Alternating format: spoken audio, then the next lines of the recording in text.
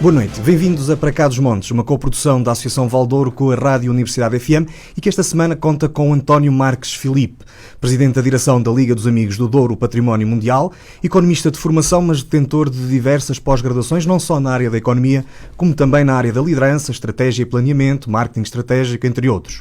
Além da Liga dos Amigos do Douro Património Mundial, desempenha ainda funções como vogal do Conselho de Administração da Casa da Música, está ligado à Associação Vagos Douro e esteve durante 8 anos na Oporto British School. António Marques, antes de mais, muito obrigado por ter aceito o nosso convite, por estar connosco esta noite. A Liga dos Amigos lançou no passado dia 15 uma petição em defesa da reabertura da linha do Douro até Barca d'Alva e subsequente ligação a Salamanca. A pergunta que eu gostava de começar por lhe fazer é como surgiu esta ideia e porquê agora? Esta é uma questão que tem vindo a ser levantada nos últimos 30 anos, por mais do que uma vez, e em vários fóruns. A verdade é que a Liga dos Amigos do Douro Património Mundial entende que este é o momento para discutir, ou é, esperemos nós, o último momento para discutir, porque neste momento está-se a estabilizar aquilo que será o Programa Nacional de Investimentos 2030.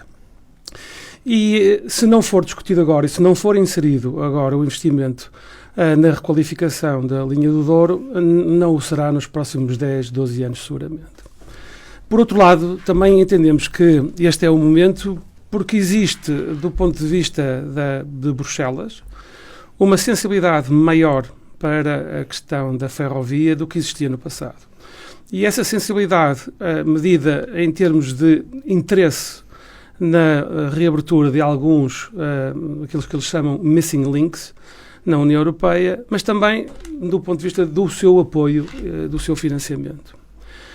Um terceiro aspecto muito relevante para justificar o porquê desta decisão agora tem a ver com o facto de o Douro estar a passar por algumas dificuldades, isto do ponto da questão em termos muito simplistas, as questões que estão associadas à demografia, ao êxodo das populações mais jovens, nomeadamente, ao envelhecimento da população, para além dos desafios que existem do ponto de vista da economia e do vinho, impõem que sejam considerados investimentos cirúrgicos, bem estruturados, bem pensados, na dinamização da economia regional. Eu acredito que a iniciativa privada é aquela que deve dinamizar a economia, que gera riqueza, mas o investimento público e políticas públicas bem pensadas podem ajudar a potenciar este desenvolvimento. Por último, e associado também à questão do desenvolvimento económico da região, é um facto hoje que Portugal vive um boom do turismo muito significativo. Temos 21 milhões de turistas em Portugal, dos quais 10 ou 11 milhões de estrangeiros, 4,3 milhões visitam o Porto anualmente, mas somente 0,2% ou 0,4%, um número absolutamente insignificante, acabam por vir ao Douro, num total de mais ou menos 200 mil dormidas por ano. Portanto, todas estas razões justificam, no nosso entender, que este é o momento para levantar a questão da necessidade de requalificarmos a linha do Douro. Está confiante no sucesso desta iniciativa? Não estaria aqui se não estivesse. Naturalmente que o desafio é grande. Como disse logo no princípio, a verdade é que nos últimos 30 anos tem havido uma série de iniciativas, algumas da sociedade civil, outras de empresas como a Infraestruturas de Portugal, vários estudos de vários especialistas na área, até protocolos realizados entre Portugal e Espanha e que acabaram por não darem em nada. Mas estamos confiantes que este é o momento, estamos confiantes que, sobretudo, se conseguirmos criar uma candidatura comunitária entre Portugal e Espanha, ou seja, transformar este projeto, não um projeto do Douro, mas um projeto entre Portugal e Espanha, estamos convencidos que as probabilidades de vir a ser bem-sucedido são muitíssimo elevadas. A apresentação desta petição decorreu no passado dia 15 no Museu do Douro. Aliás, o Museu do Douro é também um dos parceiros desta iniciativa com a Liga dos Amigos do Douro Património Mundial. Que balança que faz dessa sessão de apresentação que reuniu mais de uma centena de pessoas da sociedade civil, mas também vários presidentes de Câmara? Sim, ficamos bastante contentes com a participação que tivemos cerca de 140 pessoas presentes, tivemos também uma representação muito significativa por parte das autarquias da CIM do Douro.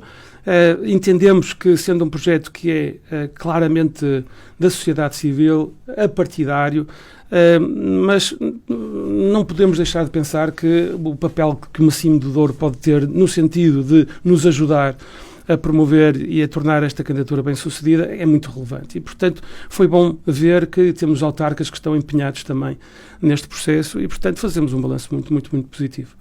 Considera mesmo imprescindível que os autarcas se envolvam e assim?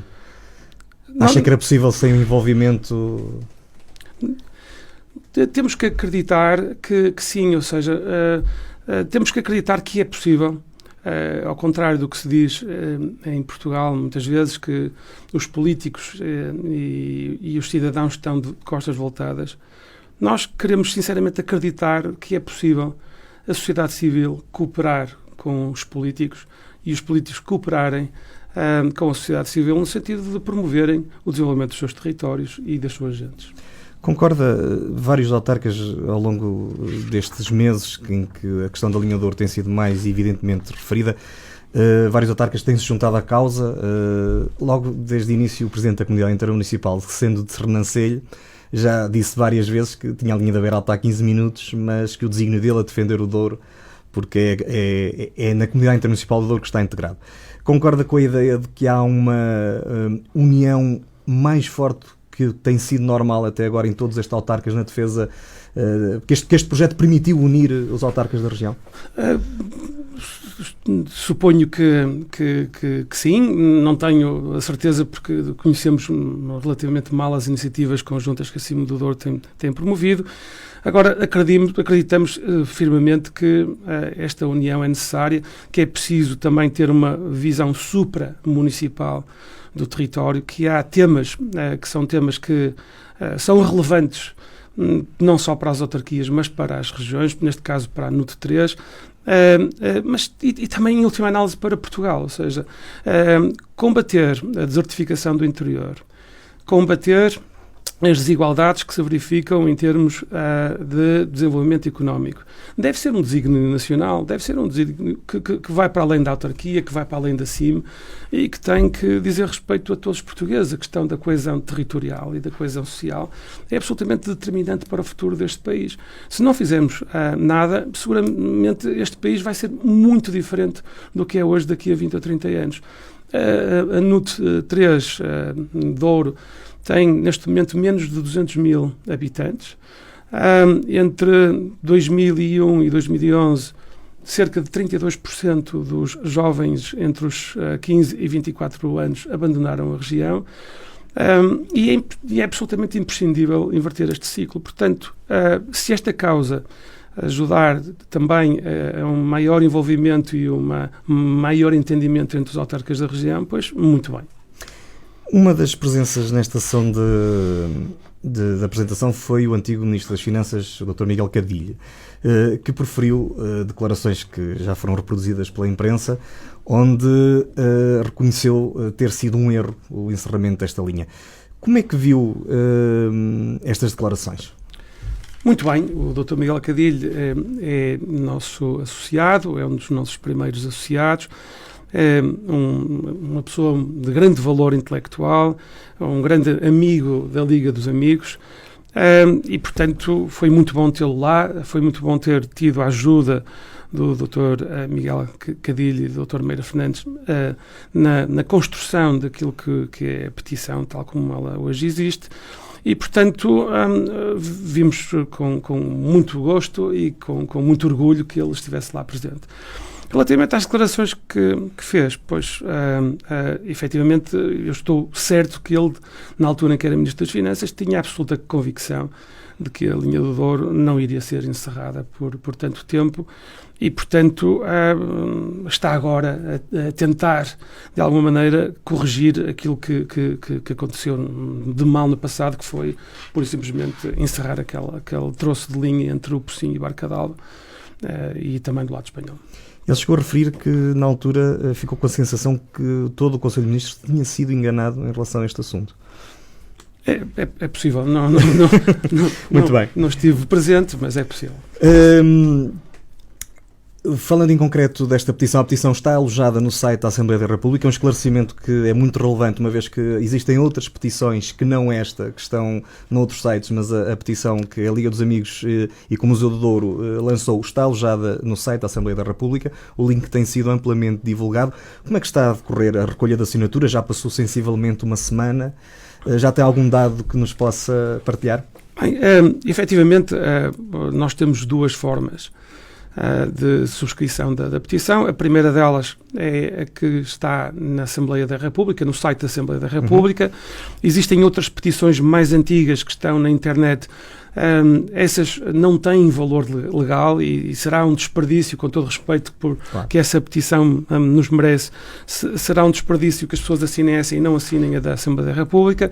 Não é um processo muito simples, porque é preciso fazer uma inscrição prévia na plataforma, mas depois é bastante fácil a inscrição. Portanto, a primeira forma é através do site da Assembleia da República, e também temos em papel, estão em muitos municípios, muitas juntas de freguesia, existem muitas listas de assinaturas que estão espalhadas pela região, e quem quiser e quem tiver interesse, e que esperemos que sejam muitos, poderá dirigir-se à sua junta de freguesia, poderá falar com o seu município e seguramente terá acesso a uma lista para poder assinar. Estamos contentes com a subscrição na Assembleia da República. Hoje suponho que sejam 500 e muitas que já lá estão alojadas. Relativamente às subscrições em papel, nós iremos fazer um balanço no final desta semana, mas esperemos que já tenham ultrapassado o milhar, seguramente. Sendo que o objetivo é chegar às 4.000 para, de certa maneira, obrigar a Assembleia da República a discutir em plenário esta questão. Será relativamente fácil atingir as 4.000? Qual é o objetivo para lá das 4.000, se é que ele existe?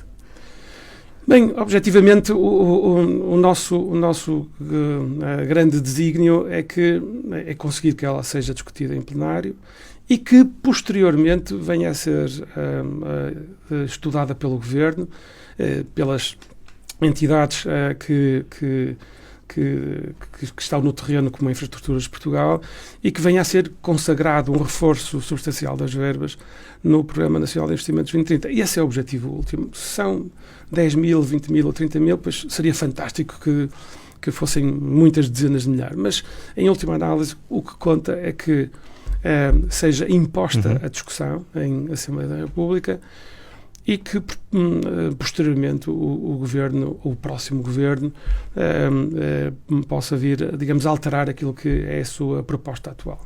Até quando é que vão estar disponíveis para assinar, quer em papel, quer no site? A petição da Assembleia da República está por 6 meses. Mas nós contamos ter e chegar ao objetivo das 4.000 muito antes, sendo que, de momento, aquilo que antevemos é que, à volta do dia 15 de setembro, possamos deslocar-nos à Assembleia da República para entregar as cópias assinadas das petições e, portanto, à volta do dia 15 de setembro, contamos ter estas assinaturas. Olhando agora um bocadinho mais para a linha do Douro em si, e porque a petição aborda todo um conjunto de argumentação técnica e estratégica, ia-lhe pedir muito rapidamente, para aqueles que ainda não tiveram a oportunidade de ler, que nos indicasse quais são os principais aspectos estratégicos que a reabertura desta linha podia trazer não só à região, mas também ao país, porque há essa componente nacional que também poderá beneficiar desta abertura. Bem, eu há pouquinho já me referi à questão do turismo. O turismo é absolutamente fundamental. Pessoalmente estou convencido que, para que exista turismo de qualidade no Douro, é necessário que tenhamos uma economia da vinha e do vinho que esteja sólida, que esteja pujante. Portanto, claramente aquilo que seja o impacto, os impactos que possam existir relativamente à economia da vinha e do vinho de um projeto como este são muito relevantes.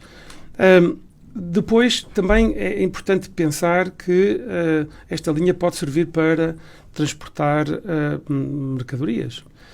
E temos que considerar a linha do Douro como uma alternativa efetiva à linha da Beira Alta. A ligação Porto-Aveiro está bastante congestionada, a ligação de Aveiro à fronteira também, e, portanto, entendemos que a linha do Douro pode servir como uma alternativa para o transporte de mercadorias. Temos que pensar também que existe hoje uma predisposição para as questões ambientais que não existia há uns anos atrás. Mais que predisposição, existe a necessidade de ação, de se tomarem decisões e de se implementarem ações, e numa lógica de descarbonização da economia é preciso pensar que uma ferrovia polui 3,5 vezes menos do que a rodovia, e que mais tarde ou mais cedo, será uma questão de tempo, que o transporte rodoviário será penalizado com taxas e com impostos adicionais, o que tornará, na nossa opinião, a ferrovia uma alternativa que não só ambientalmente mais responsável, como até mais competitiva. Também do ponto de vista do escoamento de mercadorias, é preciso pensar que é nos dois sentidos, ou seja, poderemos pensar como uma alternativa à linha da Beira Alta para o escoamento de mercadorias do Porto de Leixões, mas também como uma para as plataformas logísticas espanholas poderem fazer chegar os seus produtos ao Porto de Leixões para poderem ser carregados. Portanto, há esta lógica do turismo, há a lógica do transporte de mercadorias. Eventualmente, quem sabe, um dia o Mineiro de Moncorvo também poderá aproveitar esta via e portanto, enfim, parece-nos relativamente óbvio o mérito que esta proposta apresenta. Também, a propósito de lembrar que é um trajeto muito mais curto do que a linha da Beira Alta. Representa cerca de menos 100 km de trajeto do que a linha da Beira Alta. Portanto, mais económico, mais ambientalmente responsável. Parece-nos que as razões são mais que muitas. Curiosamente, o estudo que há pouco referiu, que foi feito em Bruxelas dos Missing Links, não considerava, portanto, apontava esta como uma das ligações com mais potencial de ser reabertura, de ser reaberta, mas não considerava nem o turismo, nem as mercadorias, considerava apenas a coesão territorial e a mobilidade das populações nas fronteiras. Pois, este estudo tem realmente um estudo muito bem feito por uma entidade chamada KWC, que diz que a linha, só com o trânsito das pessoas, só com o transporte das pessoas, é justificável. E se falarmos o turismo adicional, se falarmos as mercadorias, então estamos a ainda justificar ainda mais o mérito económico e o mérito estratégico desta ligação. Há todo um conjunto de dados que suportam esta reabertura, referiu a generalidade deles ainda agora, e que parece que convencem toda a gente, aliás, convencem os autarcas, independentemente da cor partidária, convenceu a região, mas parece que não consegue convencer o governo. Como é que encara como é que vê esta resistência de Lisboa a esta ideia? Há pouco referiu como uma alternativa à Beira Alta. Há também a questão do tempo de execução. Uma linha nova na Beira Alta vai demorar pelo menos 10 anos. Esta, em menos de 5, poderia estar funcional. Pois, e realmente com um investimento substancialmente inferior. Não é? Na sua versão mais simples, de requalificação mais simples, estaremos a falar num investimento total entre Portugal e Espanha na ordem dos 160 milhões de euros. Na sua versão mais complexa, eletrificação, sinalização, estaremos a falar em valores na ordem dos 450 milhões de euros. Ainda por cima, valores esses que podem ser altamente subsidiados por fundos comunitários. Como é que eu explico isso? Pois eu não explico, não é? Com franqueza não consigo explicar. Mas como é que vê? Suponho que tem a ver com uma questão também de sensibilização do Governo para estas questões. Acabamos há pouco tempo um grande plano nacional de infraestruturação rodoviária do país e, portanto, talvez dentro da própria IP, o peso que a rodovia tem relativamente à ferrovia é bastante e substancialmente maior. E, portanto, diria que basicamente é uma questão de falta de sensibilidade, falta de conhecimento, e é para isso que aqui estamos, para falar sobre o assunto, para levantar e para fazer chegar a questão ao Governo.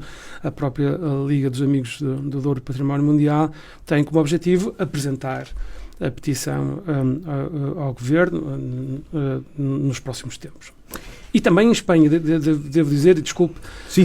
Mas acho que é muito relevante, a Liga pretende ir à Espanha, a Salamanca, concretizar uma ação similar àquela que fizemos no passado dia 15, junto das populações de Salamanca e dos Arribas, e tentaremos contar com a presença de autarcas e de representantes do Estado espanhol, porque acreditamos firmemente que este projeto só será bem sucedido se for encarado por Portugal e Espanha como um projeto relevante e prioritário. Repor aquilo que é um ramal da linha do Douro não faz sentido. Isto tem que ser ligado à Espanha, ligado à rede europeia, e portanto, iremos tentar sensibilizar o governo de Castela León para esta questão. Alguns dos mais céticos sobre este assunto vão dizendo que Espanha não está disponível para ouvir esta questão e que arriscamos-nos a estar a fazer um investimento para depois bater numa parede. Dos contactos que já terá iniciado com o lado espanhol na preparação da iniciativa que agora nos referiu, é esse sentimento que tem surgido ou é totalmente oposto?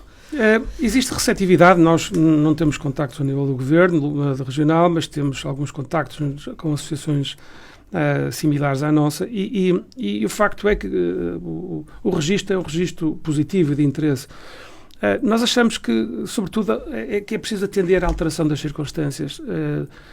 Mais uma vez, a questão climática, a questão do ambiente e, sobretudo, o interesse que Bruxelas tem demonstrado na reabertura de alguns troços de ferrovia europeus. Foram identificados 46 ou 48 com potencial de reabertura, de um total de 365 que foram analisados. Isto faz alterar de uma forma substancial as circunstâncias, não é? E, portanto, aquilo que foram as razões no passado para não encarar este investimento, muitas delas deixaram de existir. Os próprios equipamentos de ferrovia, os comboios, as locomotoras, a alteração tecnológica que tem havido nos últimos anos permite, por exemplo, o transporte de maiores quantidades de mercadoria. E, portanto, há aqui um conjunto de circunstâncias que, na nossa opinião, permitem-nos desligar daquilo que foram as razões do passado para que este investimento não fosse considerado. Nós estamos, há pouco falávamos do Governo, também falou da questão da sensibilização do Governo. Sabe-se pela comunicação social que a Infraestruturas Portugal já terá até estudado inclusivamente os cenários da reabertura. Esse é um estudo que sistematicamente tem sido, acabou por ser divulgado através da comunicação social, mas oficialmente nunca foi apresentado. Tem conhecimento desse estudo e acha que era uma ferramenta importante de ser tornada pública para esta discussão? Sim, nós tivemos conhecimento desse estudo. Aliás, um ou outro parágrafo da nossa petição foi retirado precisamente desse estudo. Não compreendemos, efetivamente, porque é que esse estudo não foi tornado público, não encontramos nenhuma razão para tal. É que há pouco, quando se referia à questão da sensibilização, eventualmente, se alguém encomenda o estudo à partida, não é? Claro. Nós estamos a entrar em Portugal num novo ciclo político, ou provavelmente vamos entrar, vai haver eleições. Acha que este assunto poderá vir a dominar, pelo menos nas ações que possam acontecer aqui na região, possa vir a dominar a campanha e possa merecer a atenção dos diversos partidos políticos?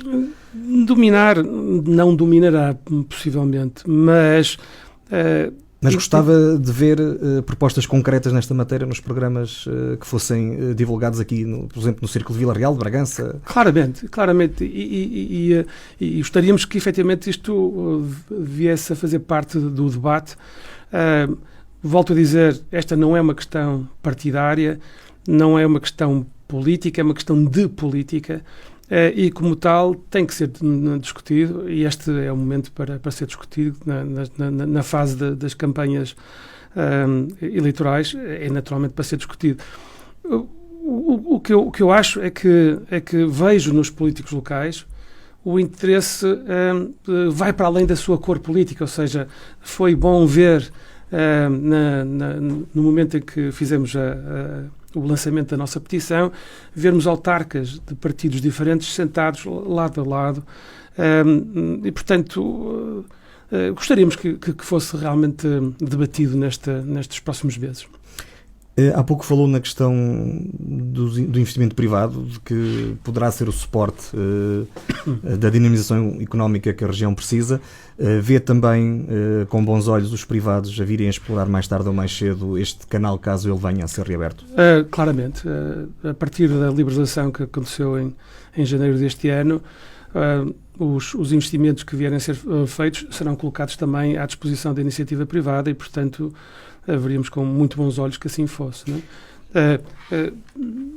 O enoturismo é claramente uma vertente absolutamente fundamental do nosso negócio do vinho. O nosso negócio de vinho necessita de crescer. As vendas de vinho do Porto têm vindo a crescer significativamente em volume nos últimos 10, 12 anos. Perdemos cerca de 20% do mercado de vinho do Porto nos últimos 10 anos. É certo que tem havido alguma compensação com o aumento das vendas dos vinhos DOC Douro, mas a região precisa de crescer. Nós, em termos globais, estamos hoje a vender cerca de 560 milhões de euros de vinho por uma região com cerca de 43 mil hectares.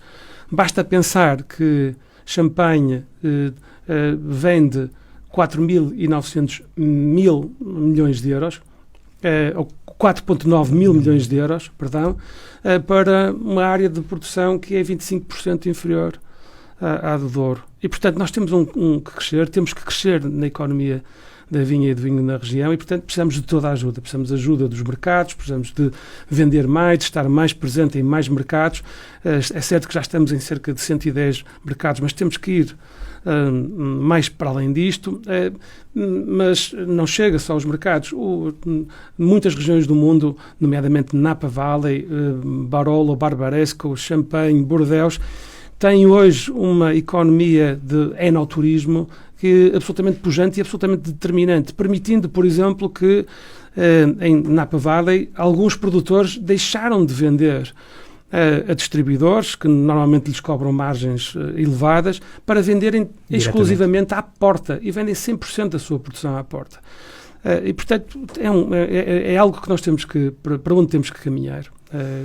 Eu há pouco, quando estava a falar da questão dos privados, e só para concluirmos esta questão da linha do Douro e passarmos um bocadinho a olhar também à região e ao próprio trabalho da Liga dos Amigos, não acha estranho que dos operadores, há pouco falámos nas mercadorias, nas vantagens de quilometragem, não acha estranho que os operadores que já temos em Portugal não façam pressão para encurtar este tempo de viagem entre o Porto de Leixões, que aparentemente também é um dos mais bem-sucedidos do país e um que está a trabalhar em maior eficiência?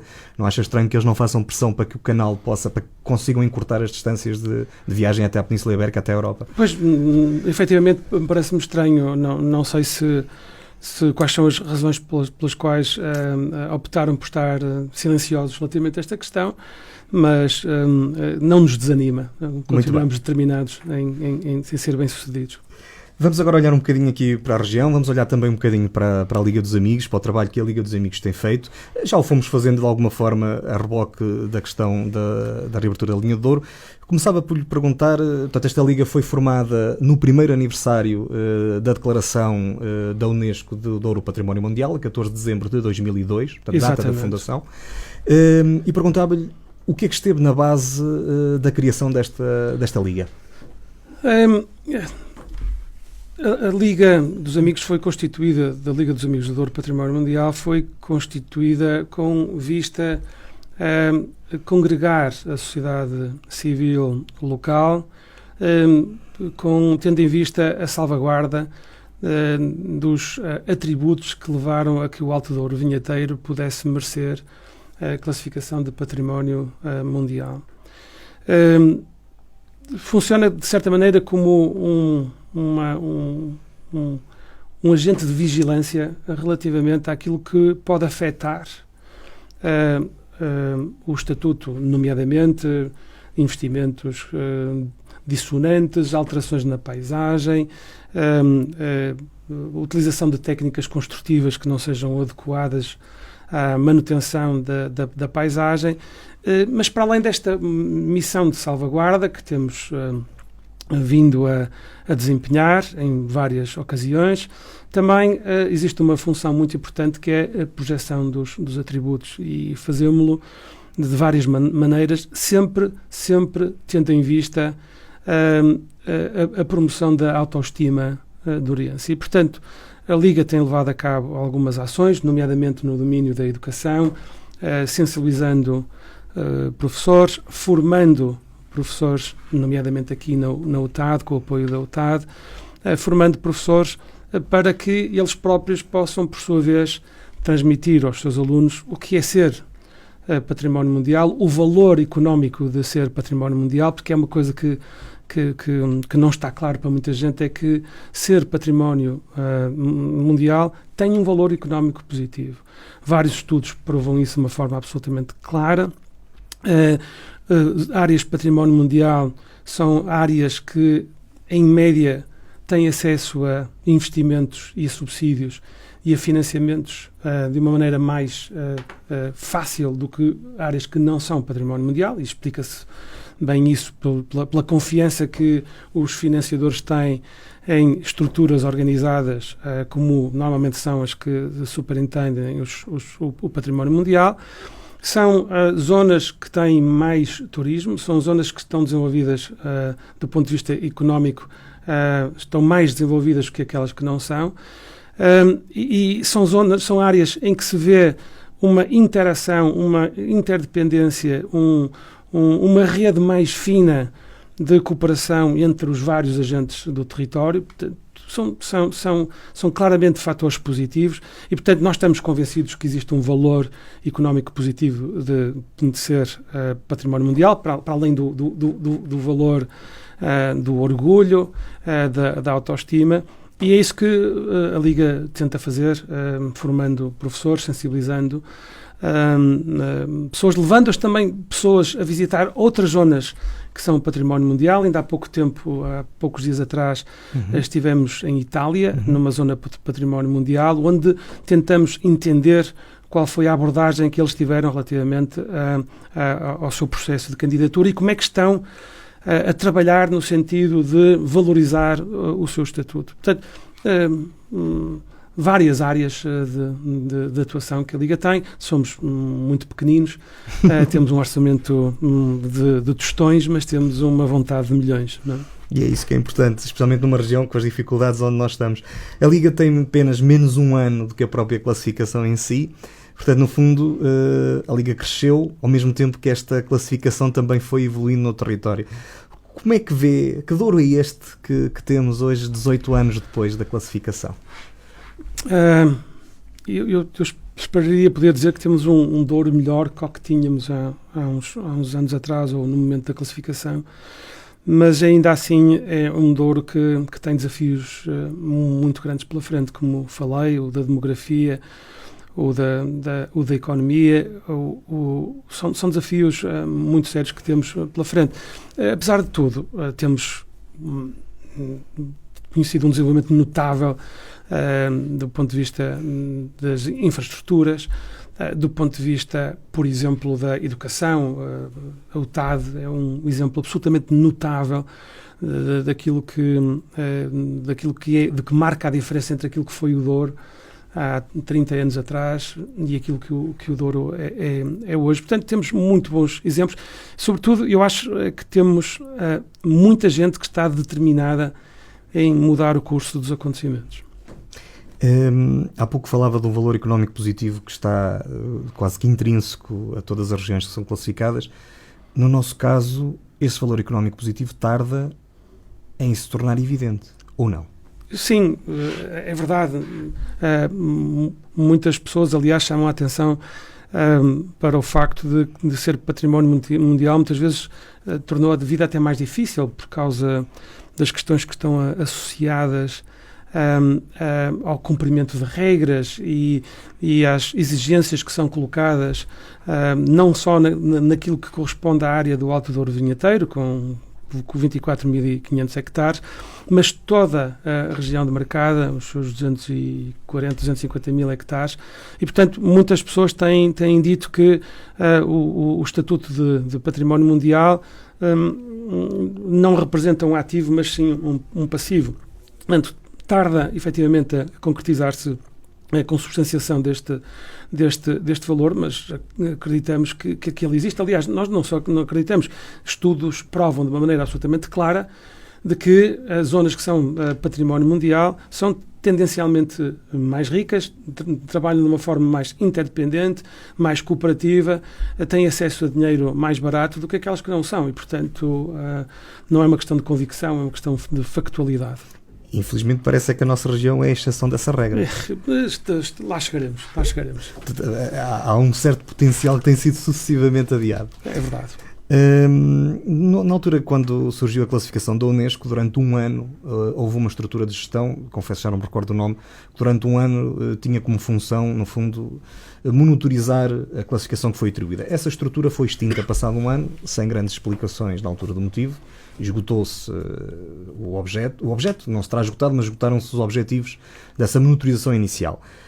Não acha que era preponderante? E esse trabalho acabou, há pouco pelo que descreveu da Liga, acaba por estar a ser feito um bocadinho pela sociedade civil, neste caso pela Liga dos Amigos. Não acha que deveria haver uma estrutura de gestão desta classificação por forma, se calhar, a criar as condições de todo esse potencial que falou há pouco? Ela existe, a Unidade de Missão de Douro tem essa incumbência e tem feito essa monitorização e tem feito essa gestão. Evidentemente que os modelos podem evoluir, devem evoluir, sobretudo o que eu acho, e falo a título meramente pessoal, é que é necessário estabelecermos objetivos. O que é que nós queremos ser daqui a 20 anos? Que tipo de região é que queremos ser? Que tipo de economia é que queremos ter? E, portanto, esta monitorização, este acompanhamento deve ser feito com objetivos, com KPIs, com métricas de avaliação ao longo do caminho que estamos a percorrer, mas que efetivamente está a ser feito e, na minha opinião, está a ser bastante bem feito, ou muito bem feito. A unidade de missão, que está inserida na CCDR do Norte, tem desempenhado essa função de gestão. E, portanto, ela existe, não haja dúvidas sobre isso. Mas passa um bocadinho despercebida. Sim, é possível, mas quem é discreto não é necessariamente ineficaz. Sim, com certeza. Estou absolutamente convencido do mérito que a CCDR tem tido na preservação, na salvaguarda, na promoção também de sermos património mundial. O programa Somos Douro, lançado o ano passado, que teve imenso sucesso, é uma prova disso. Já foi, creio que já terá até referido quase todas as áreas da atividade da Liga dos Amigos. Contudo, desafiava novamente, de forma sistemática, quais são as áreas que abrange a Liga dos Amigos. O nosso programa prevê, como disse antes, a promoção dos atributos, a projeção dos atributos no domínio da educação, no domínio da salvaguarda, da vigilância, mas também a sensibilização para aquilo que possam ser fatores de risco para a nossa classificação. Nesse sentido, nós estamos a organizar um evento sobre aquilo que possam ser ameaças ao Estatuto de Património Mundial. E dentro das ameaças há desde logo uma que tem a ver com as alterações climáticas. Ou seja, se continuar a verificar aquilo que tem sido a tendência dos últimos anos, temos dados que apontam para que nos últimos 50 anos a temperatura média em sítios como a Opinião aumentou mais de 1 grau, ou mais de 1,5 graus. Temos mais golpes de calor, mais noites tropicais, mais a temperatura mínima tem vindo a subir sistematicamente. E, portanto, se este fenómeno se mantiver e não forem tomadas medidas, nós podemos não ter vinho. Sabemos que há muitas empresas e muitos produtores, muitos agricultores que já estão a subir as suas replantações, estão a ser feitas mais alto, no sentido de mitigar aquilo que são os efeitos do aumento da temperatura, deixando de ficar castas mais resistentes junto ao rio e nas zonas mais baixas, e fazendo subir castas que são menos capazes de resistir. Portanto, a questão de o que é que podemos fazer relativamente às alterações climáticas, se é que podemos fazer alguma coisa, é algo que vai ser discutido, porque consideramos que essa é uma ameaça importante. Também a questão da economia, a questão da demografia serão tratadas neste fórum que pretendemos realizar nos próximos meses. É mais um exemplo. Gostaríamos, por exemplo, também de sensibilizar as autarquias no sentido de haver partilha de informação, de conhecimento relativamente àquilo que são as práticas construtivas na região. Gostaríamos que houvesse um fórum anual, bienal, o que for, em que os técnicos das autarquias que fazem parte do Alto Douro Vinheteiro e até da NUT 3 Douro, que pudessem partilhar entre si aquilo que são boas práticas construtivas, más práticas e, de certa maneira, encontrarmos aqui uma espécie de um manual de boas práticas. Por falar em manual de boas práticas, lançamos há devido o desafio e está em vias de ser concretizado e de ser publicado de criação de um manual de campo para recuperação de muros, para que possa ser utilizado por operários ou por pequenas empresas de construção a quem sejam dados digamos, os trabalhos cometidos, os trabalhos de reconstrução de muros. Gostaríamos também de poder ter uma palavra no processo de requalificação da sinalética na região, que sabemos estar em curso. Gostaríamos também de poder, no futuro, vir a lançar um concurso para a criação de um selo de qualidade, de selo amigo do Alto Douro Vinheteiro Património Mundial, e que pudesse distinguir projetos urbanísticos, projetos de recuperação de edifícios, projetos até de plantações que valorizassem, que promovessem, que potenciassem aquilo que foram os atributos que estiveram na base do nosso reconhecimento como património mundial. Portanto, a Liga dos Amigos prepara-se para pôr o Douro a pensar sobre uma Não temos essa ambição, somos muito pequeninos, mas à nossa pequena escala. Muito bem. Um dos domínios de atuação que referiu e que foi notícia no início deste mês tem a ver precisamente com a formação vocacionada para as escolas, portanto, com o projeto Ensinar e Apreender o Douro Património Mundial, que foi lançado precisamente, ou foi discutido precisamente na Quinta do Bonfim no início deste ano. Quer-nos falar um pouco mais sobre esta atividade, que, pelo que julgo saber, é também uma das atividades mais relevantes que a Liga já tem no terreno? Bem, esta iniciativa visa juntar responsáveis por agrupamentos escolares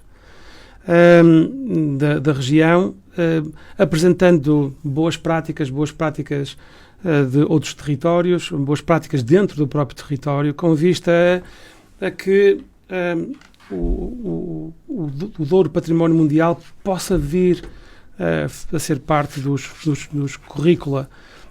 Não queremos, sabemos bem a pressão que existe sobre os professores, o tempo que têm que dedicar não só ao ensino, mas também a múltiplas outras tarefas, e portanto não é uma questão de tentar encontrar mais espaço para mais atividades, é tentar trazer o Somos Douro para aquilo que são os conteúdos programáticos em concreto.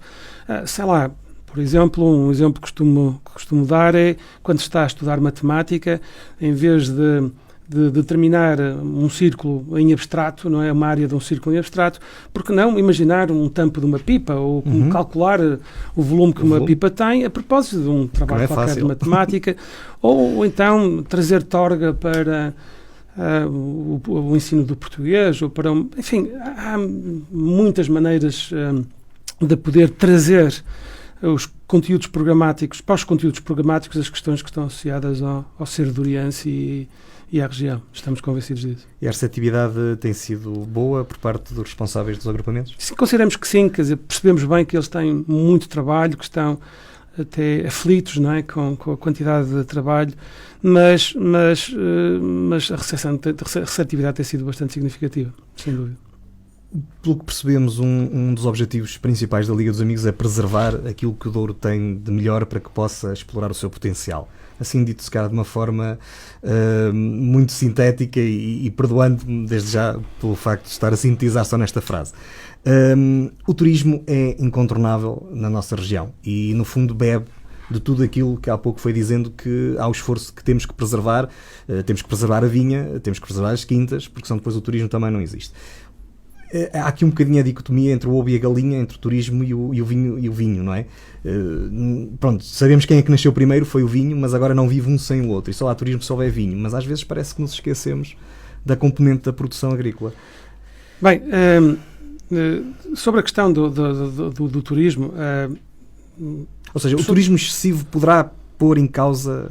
Sim, ou seja, o Douro precisa de um tipo de turismo bastante específico.